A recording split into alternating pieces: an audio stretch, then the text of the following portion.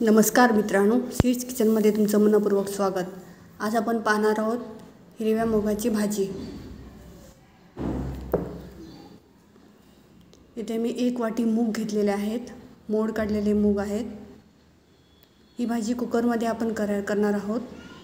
त्यासाठी 1 चमचा तेल गॅस मीडियम फ्लेमवर ठेवावा।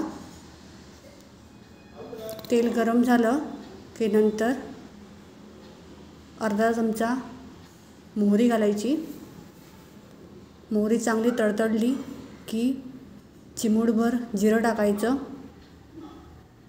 नंतर कढीपत्त्याची पाने 5-6,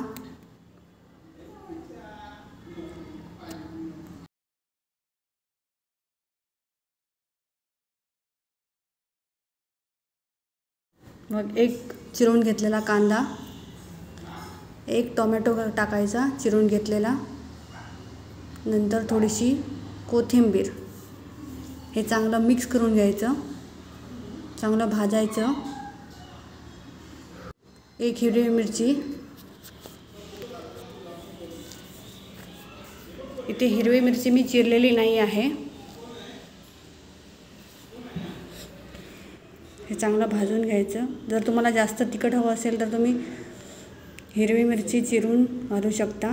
अर्धा चमचा हळद टाकायची। तुम्हाला भाजी तिखट हवी असेल तर तुम्ही मसाला सुद्धा टाकू शकता। 1 चमचा मीठ टाकायचं, चांगलं मिक्स करून घ्यायचं।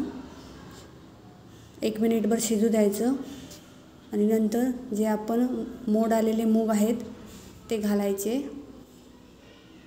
आणि जेवढे मूग असतील तेवढेच पाणी घालायचं। जर तुम्हाला पातळ रस्सा भाजी करायची असेल तर पाणी जास्त घालू शकता आणि तुम्हाला सुकी भाजी करायची असेल तर पाणी कमी घाला।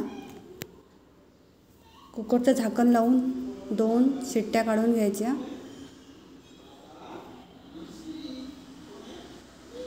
ही बघा आपली रस्सा भाजी झालेली आहे।